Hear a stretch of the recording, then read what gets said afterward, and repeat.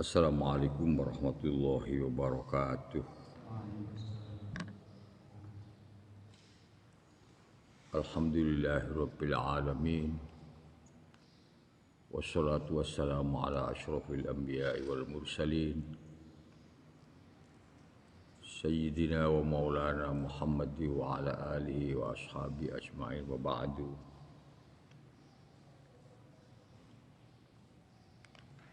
Hari ini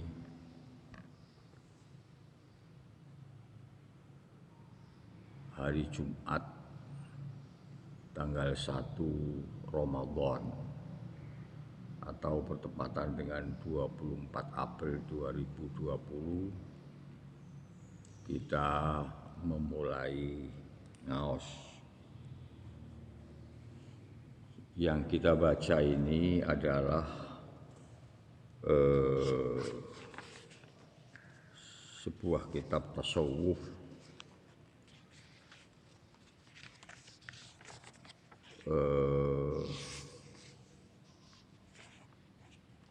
yang dikarang oleh Syekh Zainuddin Al-Malibari, sama dengan yang ngarang kitab menyusun kitab Fathul Mu'in, ya,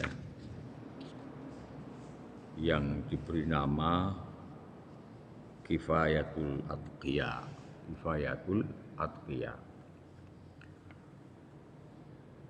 Kitab itu dalam bentuk nazom,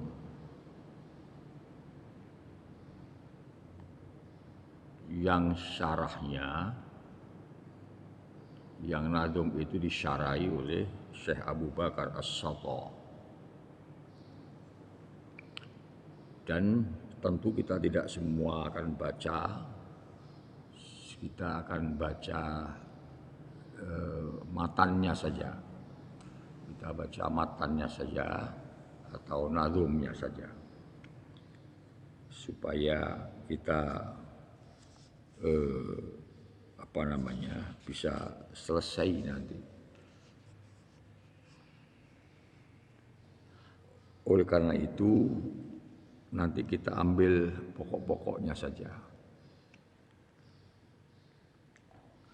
Monggo sarang-sarang kita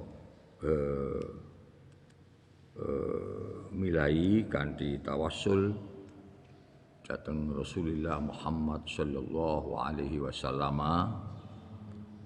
para anbiya wal mursalin, para sahabat wat tabi'in, para aulia wal ulama wassalihin, terutama kepada para muallifil kutubil ladzi ta'allamnaha wa 'allamnaha, khususan muallifi hadzal kitab. Ngoten nggih. Ila hadin Mustafa Muhammadin sallallahu alaihi wasallam wa azwajihi wa dzurriyyatihi wa ahli baitihi wa ikhwanihi minal anbiya'i wal mursalin wal malaikatil muqarrabin alaihi wassalatu wassalam, wa hadis sahabati wa tabi'in wa tabi'it tabi'in wa tabi'ina lahum bi ihsan ila yaumiddin, wa hadis Abdul Qadir Al-Jailani wa Uwaisin Al-Qarani wa awliya'illahi ta'ala min masyayikhil mughribiya min ladun Adam ila min hada, wa ila hadis masyayikhina masyayikh muslimin 'ammah, wa ila hadis muallifil kutubil ladzi ta'allamnaha wa 'allamnaha, wa khususan ila ruhi muallifi hadzal kitab Syekh Zainuddin Al-Malibari wa Syekh Abu Bakar As-Satta, nafa'anallahu bi'ulumihim fid dharain amin. Al-Fatihah. A'udzu billahi minasyaitonir rajim. Bismillahirrahmanirrahim. Alhamdulillahirabbil alamin arrahmanir rahim maliki yaumiddin. Iyyaka na'budu wa iyyaka nasta'in ihdinas siratal mustaqim siratal ladzina. Kita buka halaman 3, okay. Halaman 3 di baris paling bawah.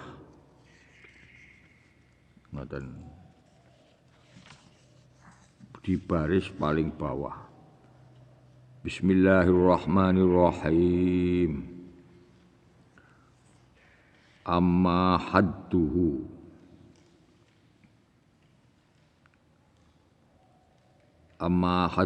anapun utawi pelanggerane utawa definisine ilmu tasawuf. Amma hadduhu anapun utawi pelanggerane ilmu tasawuf iku fawa mongko utawi hadduhu iku ilmu yu'rafu kang den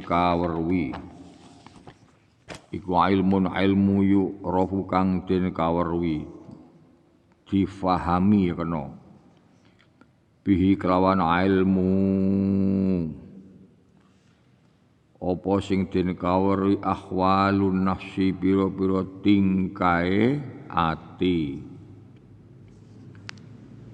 ati wa sifatuha lan sifate nafas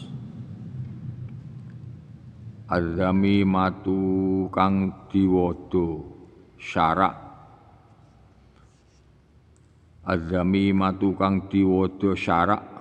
apa ahwalun nafsi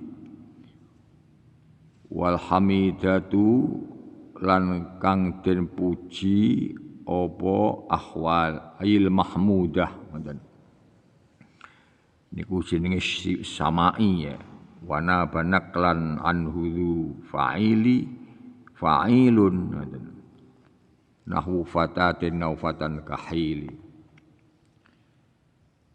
Kiai Musannaf ndhawuhaken ngeten tentang definisi ilmu tasawuf. Ilmu tasawuf itu definisinya adalah ilmun yu'rafu bihi ahwalun nafsi wa sifatuha az-zamimatu wal hamidah. Ilmu yang digunakan untuk memahami tentang hati,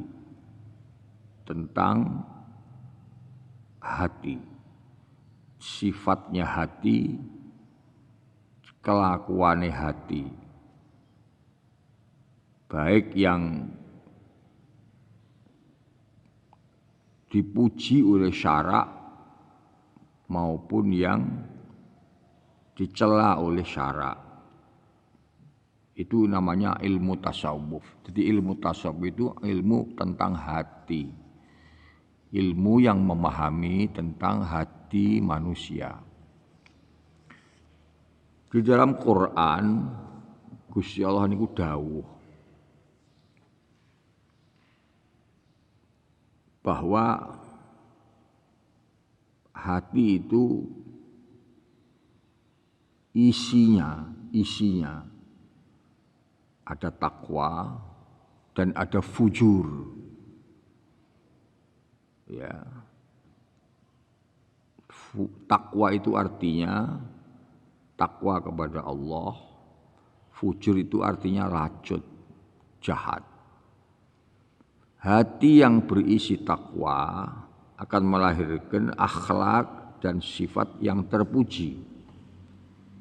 Hati yang berisi dengan fujur akan melahirkan tingkah laku yang mazmumah, yang dicacat oleh syarak.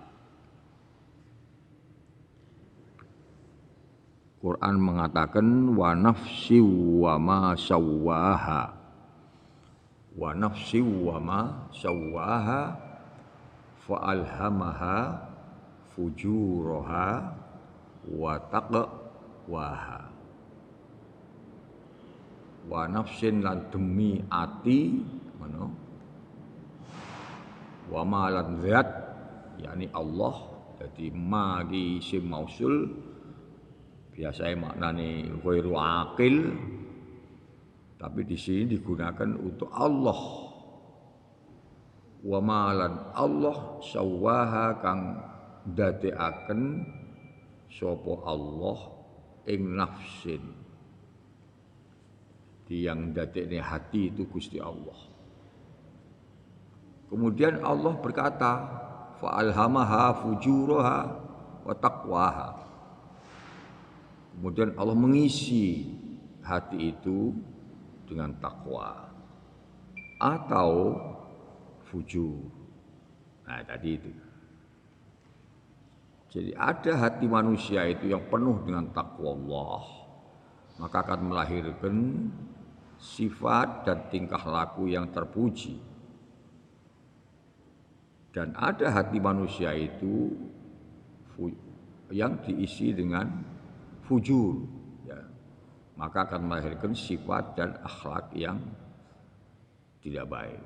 Nah, ilmu tasawuf itu bicara tentang bagaimana hati manusia itu. Carane niteni ati sing apik piye, sing elek piye, lek ndandani piye. Ya. Carane supaya iso dadi ati sing apik iku piye. Bahkan ujung daripada semuanya itu nanti usul ila Allah. Itu wilayah yang digarap oleh ilmu tasawuf. Pun itu satu. Yang kedua, wa amma maudu'uhu fa huwa nafsu wa amma maudu'uhu ana utawi sasarane ilmu tasawuf iku fa huwa mongko utawi maudhu iku an nafsu hati ne menungso min haitsu ma sang sekirane perkara yu'radu kang dipentokaken laha kedue nafas yu'radu kang den pentokaken apa laha kedue nafas minal akhwali nyatane pira-pira tingkah wasifat lan pira-pira sifat. Sasaran daripada ilmu tasawuf adalah memahami tentang kecenderungan daripada tingkahnya hati. Hati itu cenderung kemana? Itu sasaran daripada ilmu tasawuf. Ada kita itu kadang-kadang senang untuk sholat. Tapi kadang-kadang hati itu senang untuk mendengarkan atau melihat hal-hal yang tidak baik. Ada kalanya saat-saat tertentu hati itu ada kecenderungan untuk menyenangi kebaikan-kebaikan. Seneng lek enek wong maca Quran, seneng lek enek wong jamaah, seneng lek enek wong ngaji, seneng lek enek wong tahajud dan sebagainya. Tapi kadang-kadang tidak seperti itu. Ya. Kecenderungan hati itu nanti akan jadi sasaran daripada ilmu tasawuf. Itu yang kedua. Yang ketiga, wa amma thamratuhu. Anapun utai buah wae ilmu tasawuf iku fahiya mengko utawi samroh iku atawassulu bisa tumeka utawa gawe tumeka bihi kelawan ilmu tasawuf tumeka ila tahliyatil qalbi maring takhliyah nggih kok nggih ila takhliyatil qalbi maring nyepekaken hati nyepekaken utawa nyepekaken hati anil aghyari saing pira-pira donya. Aghyar itu selain Allah, artinya saya kata-kata ghair anil aghyari saing pira-pira dunia wa tahliyatihi lan mais-maisi hati menghiasi hati bimusyahadatil mulki kelawan musyahadah utawa ningali ati bisa ningali ora motone lahir bimusyahadatil mulki kelawan ningali zat kang bimusyahadatil malikil ghaffar, bimusyahadatil maliki kelawan ningali Allah kang dadi ratu, al ghaffari kang akeh ngapurane, likasrotin fa'alun ghaffarun, al ghaffari kang akeh oleh ngapura maring menungso. Nah, target ya, yang ketiga bicara tentang target. Sasarannya jelas tadi itu. Sekarang targetnya apa? Orang itu kalau bisa memahami dan menjalankan ilmu tasawuf adalah at-tawassul, ya. Bisa wusul ilallah. Bisa tumeka maring ridane Allah. Bisa tumeka marang pengapurane Allah, bisa ketemu dengan Allah. Dengan apa? Dengan tahliyatil qalbi, dengan nyepekne hati dari selain Allah. Jadi yang ada dalam hati itu Allah, yen ana donya ya tetep ana donya tapi bisa disithikne, dikecilkan. Nah itu. Ketika kita sholat misalnya, maka sebagai makhluk sosial yang matanya melihat apa-apa, wajar saja kalau kemudian masuk dalam hati apa-apa tadi itu. Tapi ujungnya seharusnya ketika kita beribadah itu, selain Allah itu harus tidak ada. Ujine takhliyatil qalbi. Ngresiki hati sangka liyane Gusti Allah. Seharusnya tidak ada. Tapi kalau tidak bisa seharusnya, ya minimal dikecilkan selain Allah itu. Disedikitkan selain Allah itu. Katakan misalnya dalam hidup ini ketika kita ibadah Allah itu 90%, selain Allah itu 10% misalnya. Itu namanya membersihkan hati. Utawa 50% Allah, 50% selain Allah. Tapi itu tidak sempurna. Yang paling sempurna adalah ketika kita beribadah anta abudallah apa? Ka'annaka tarahu. Fa illam takun tarahu fa innahu yaraka. Itu ihsan ya. Tapi kan dawuh tuh, ihsan itu apa? Ihsan itu puncak daripada akhlak. Ihsan itu puncak daripada tasawuf. Apa ihsan itu? Anta abudallah ka'annaka tarahu. Kowe iki lek nyembah nyang Allah kaya-kaya kowe iki nyawang Gusti Allah. Lek kowe gak iso ngono, minimal fa innahu yaraka. Fa'taqid annahu yaraka. Tekadno, yakino lek Gusti Allah ki nyawang terus marang kowe. Nah, itu. Jadi target daripada ilmu tasawuf adalah anta abudallah ka'annaka tarahu fa illam takun tarahu fa innahu yaraka. Takhliyatul qalbi, bahasa tasawuf niku takhliyatul qalbi anil aghyari gaikha wa tahliyatul qalbi gaikha ya wa tahliyatul qalbi bimusyahadatil malikil ghaffar.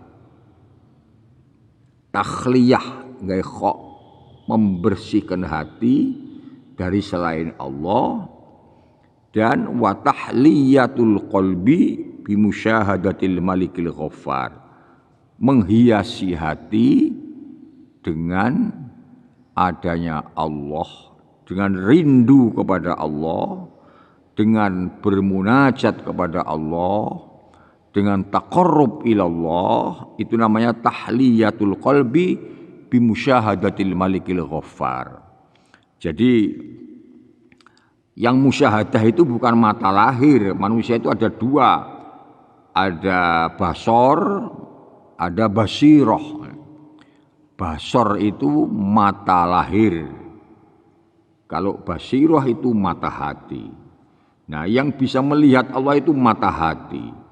Ketika hati itu digosok terus dengan tobat, dengan segala macam, nanti akan sampai pada basirah. Basar itu penglihatan lahir terbatas. Tapi kalau basirah tidak terbatas. Sekarang contohnya begini. Awakmu madhep ngulon. Di depannya ada tembok. Mata lahir kita, ya. Mata lahir kita itu hanya bisa melihat sebatas tembok ini. Kulonnya tembok karo. Enggak bisa kita melihat mata lahir. Tapi kalau mata hati kita bukan hanya di depan, di belakang masjid ini, bukan hanya kulonnya tembok, jauh lebih kemana-mana, itu mata hati. Nah, yang digarap oleh ilmu tasawuf adalah bagaimana mata hati itu hidup, bagaimana mata hati itu sehat. Ketika mata hati itu hidup, ketika mata hati itu sehat, maka akan bukan hanya bisa melihat apa yang namanya dunia, tapi bisa memahami dan menikmati tentang berdekatan dengan Allah, munajat kepada Allah, taqarrub ilallah, bisa merasakan dan rindu yang besar tentang bagaimana seharusnya berdekatan dengan kekasih sejati yaitu Allah dan Rasulullah, ya, bisa merasakan dan merindukan surga, kenikmatan akhirat. Ketika bicara tentang walal akhiratu khairul laka minal ula, kenikmatan akhirat itu jauh lebih khair dibanding dengan kenikmatan dunia, maka mata hati itu akan bisa merasakan itu, bahkan merindukan itu. Itu yang disebut dengan wa tahliyatul qalbi bimusyahadatil malikil ghaffar. Bon niku targetnya. Jadi memahami tasawuf dan mengamalkan tasawuf artinya hati kita ini supaya bersih dan bisa merasakan bagaimana nikmatnya berdekatan dan merindukan Allah Subhanahu wa taala. Yang keempat, wa amma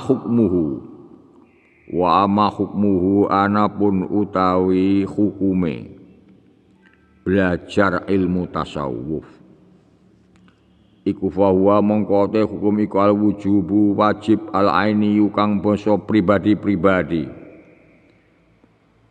ala kulli mukallafin ing atase saben-saben wong mukallaf. Wadzalik utai mengkono-mengkono wujub. Kenapa kok wajib? Sebab li'annahu krana sedune ilmu tasawuf, li'annahu krana sedune kelakuan iku kama yajibu kaya oleh wajib apa ta'allumu ma bibinau perkara yuslihu kang bagusi apa ma adzahira ing fisik zahir. Kadzalik khalih kaya mengkono wajib apa ta'allumu ma belajar barang yuslihu kang bagusi apa ma'al batina ing batine awak yakni ati. Apa hukumnya mempelajari buat orang Islam yang mukallaf terhadap ilmu tasawuf? Wajib. Karena apa? Karena Allah menjadikan manusia itu terdiri dari dua unsur besar. Namanya unsur zahir, unsur batin, unsur jasad, unsur hati. Ada fisik, ada non fisik.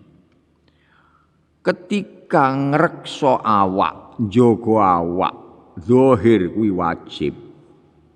Maka sebenarnya njogo ati kuwi ya wajib ben imbang. Ya. Ojo sampai wong iki gur apik fisike tapi jerone elek. Itu enggak benar. Yang benar bagaimana? Ya zahirnya ya bagus, jerone ya bagus. Wong kuwi butuh sehat secara fisik, jangan sampai kena penyakit. Karena dengan sehat orang akan bisa mengoptimalkan kehidupan. Mulai dari belajar butuh sehat, mulai nyambut gawe golek pangan butuh sehat, mulai membangun komunitas dengan sesama manusia butuh sehat, berjuang belani Allah, agamane Allah dan lain-lain cukup butuh sehat. Nah, menjaga kesehatan itu kan wajib. Tetapi tentu tidak hanya sehat secara fisik, juga sehat secara batin. Nah, sehat secara batin itu adalah dengan ilmu tasawuf. Ilmu tasawuf adalah ilmu yang mengajari kepada kita bagaimana batin kita ini, hati kita ini sehat sama dengan sehatnya fisik kita. Wong butuh mangan, wong butuh ngombe. Ya, itu bagaimana supaya fisiknya sehat. Fisik itu diramut dengan karbohidrat yang cukup, dengan protein yang cukup, baik nabati maupun hewani. Butuh serat yang cukup. Semua itu apa? Butuh air. Semua itu untuk apa? Agar supaya fisik kita itu sehat. Cukup dengan asupan yang kemudian disebut dengan 4 sehat, 5 sempurna. Itu adalah kewajiban manusia menjaga fisik. Bahkan di dalam maqasidus syar'i, tujuan syarak dibuat itu adalah antara lain khifdul hayat, menjaga hidup. Itu wajib. Menjaga hidup itu wajib. Jadi kalau sekarang misalnya ada ta'un seperti ini, ada wabah seperti ini, maka maqasidus syar'i mengatakan salah satu kewajiban itu adalah menjaga kehidupan. Jangan sampai kita itu terkena oleh corona. Itu doror. Atau nulari orang lain dengan corona. Maka Nabi mengatakan la dororo wa la diroro. La dororo ora kena membahayakan pada diri sendiri ya dengan sembrono mengabaikan protokol-protokol kesehatan, wala diroro, dan tidak boleh membuat doror, bahaya kepada orang lain, yaitu dengan menularkan penyakit itu kepada orang lain. Itu maqasidus syar'i. Tujuan daripada syara itu antara lain khifdun nafsi, khifdul hayati, menjaga kehidupan. Nah, ketika menjaga fisik itu wajib, maka menjaga batin juga wajib. Karena apa? Bahayanya penyakit hati itu jauh lebih besar daripada bahayanya penyakit fisik. Ya. Bahayanya penyakit fisik itu bahaya. Tapi akan lebih berbahaya kalau batin itu berbahaya. Awake dhewe lara pamane yang donya iki. Sing nulung jek enek. Wong tuane, kancane, bojone, tanggane. Dokter ono, rumah sakit ono, apotik ono. Tapi kalau kita sakit akhirat, enggak punya bekal masuk wilayah akhirat, sapa sing nulungi? Bojo, anak, konco, atasan, enggak ada. Ketika dikubur nanti kita itu disiksa oleh malaikat. Ketika hidup nanti dikubur kita nggak punya bekal yang cukup. Sapa sing nulungi awake dhewe? Ora ono. Itulah namanya bahwa doror batin itu jauh lebih bahaya daripada doror jasad. Maka dari itu ketika membuat sehat fisik itu wajib, maka membuat batin sehat itu juga wajib. Karena apa? Karena kita itu menghadapi kehidupan duniawi dan kehidupan alam barzah dan kehidupan akhirat. Jangan dianggap bahwa hidup ini cuma sekarang di dunia, tetapi juga butuh sehat di alam kubur dan sehat di akhirat. Untuk hidup sehat di dunia ini tentu kita gunakan protokol-protokol kehidupan duniawi yang sehat. Ketika nanti di alam barzah, di alam kubur dan apalagi di akhirat, tentu kita juga butuh protokol-protokol atau syarat-syarat kehidupan sehat di akhirat. Dan untuk itulah maka musannaf mengatakan hukumnya belajar ilmu tasawuf itu wajib. Karena apa? Ilmu tasawuf itu menjaga kesehatan hati sama dengan wajibnya menjaga kesehatan zahir. Wa amma fadluhu. Sekarang yang kelima. Wa amma fadluhu anapun utawi keutamane ilmu tasawuf iku fahuwa mongko utawi ilmu tasawuf iku fauqanuhu oleh ngungguli ilmu tasawuf ala sa'il ulum ing atas kaya pira-pira ilmu min jihati annahu saing arah setune tasawuf iku yusilu bisa nekaake apa tasawuf ila ma maring barang-barang dzukira kang den sebutake apa ma barang-barang sing disebutne yaitu al-wusul ilallah. Utamane ngelmu batin, ilmu tasawuf itu bisa ngungguli karo segala ilmu. Segala ilmu. Karena apa? Bahwa ilmu tasawuf itu paling unggul. Karena akan menentukan apakah hidup kita itu bernilai apa enggak di mata Allah. Apakah amal ibadah kita diterima apa tidak oleh Allah. Ilmu syariat itu penting. Ilmu alat itu penting. Ya toh. Tetapi seberapa pentingnya ilmu syariat itu hanya sebatas bagaimana ibadah itu benar. Bagaimana ibadah itu sah. Ilmu syariat itu seperti itu. Ilmu syariat adalah ilmu yang yusakhihul aqidah wa yusakhihul ibadah wa yusakhihul muamalah. Bagaimana akidah itu benar harus syariat. Bagaimana ibadah itu harus benar syariat. Bagaimana muamalah nyambut gawe golek donya itu benar butuh syariat. Tapi ada target yang terakhir yaitu bagaimana ibadah diterima oleh Allah.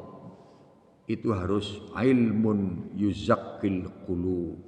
Harus ada ilmu yang membersihkan hati. Itulah namanya tasawuf. Jadi ilmu tasawuf adalah sebuah ilmu yang mempelajari tentang bagaimana ibadah itu diterima oleh Allah Subhanahu wa taala.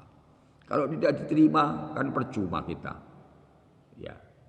Jadi ada dua hal penting dalam hidup ini. Yang satu ibadah harus benar, yusakhih ya. Yang kedua harus diterima oleh Allah. Harus ada nilainya di mata Allah. Sebab kalau tidak maka faja'alnahu haba'am manthura kata Al-Qur'an. Kalau tidak ada ilmu yang yuzakkil qulub ya, ilmunya dicampuri riya, dicampuri hasud, dicampuri penyakit-penyakit, maka faja'alnahu haba'am manthura. ibadah dan amal manusia itu hanya akan dijadikan debu yang diaur-aur. Itu. Jadi maka keutamaan daripada fadilatu ilmi tasawuf fauqa ulumin yang lain karena apa? Karena akan menentukan ilmu tasawuf itu. Ibadah kita dan amal kita itu diterima oleh Allah Subhanahu wa taala. Jadi ibadah itu satu butuh sah, butuh bener, itu artinya butuh syariat, dan yang terakhir butuh diterima oleh Allah Subhanahu wa taala. Dua-duanya ada ilmunya. Supaya bener ada ilmunya namanya syariat, butuh diterima ana ilmune sing jenenge ilmu tasawuf. Saya kira itu saja yang bisa kita pelajari pada season ini, pada tahap ini. Kita akan ketemu besok hari dalam waktu dan jam yang sama, yaitu jam 7 pagi, untuk melanjutkan apa yang dituntunkan oleh para ulama sufi kepada kita semuanya. Mudah-mudahan kita akan senantiasa mendapat ridho dan pertolongan Allah Subhanahu wa taala. Allahumma shalli wa sallim wa barik ala sayyidina Muhammad walhamdulillahi rabbil alamin. Allahumma anfa'na bima 'allamtana wa 'allimna ma yanfa'una wa zidna 'ilma. Allahumma anfa'na bima 'allamtana wa 'allimna ma yanfa'una wa zidna 'ilma. Allahumma ja'alna wa auladana wa dhurriyyatina wa talamidana wa talamidatina min ahli ilmi wa ahli khair wa la taj'alna wa iyyahum min ahli dhair waj'alna wa iyyahum min ibadika as-salihin wa min ulama'ika al-'amilin wa adkhilna wa iyyahum fi jannatika na'im. Allahumma inna nas'aluka 'ilman nafi'a wa 'amalan mutaqabbala wa rizqan halalan thayyiban wasi'a wa shifaa'an min kulli da'in wa saqam bi rahmatika ya arhamar rahimin. Allahumma a'inna ala dzikrika wa syukrika wa husni ibadatik. Allahumma inna nas'aluka al-huda wa tuqa wal istiqamah wa husnal khatimah wa inna na'udzubika ya Allah min musibatin nadamah.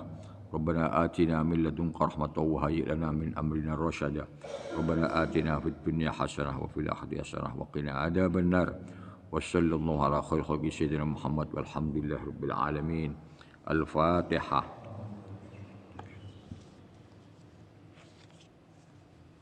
Assalamualaikum warahmatullahi wabarakatuh.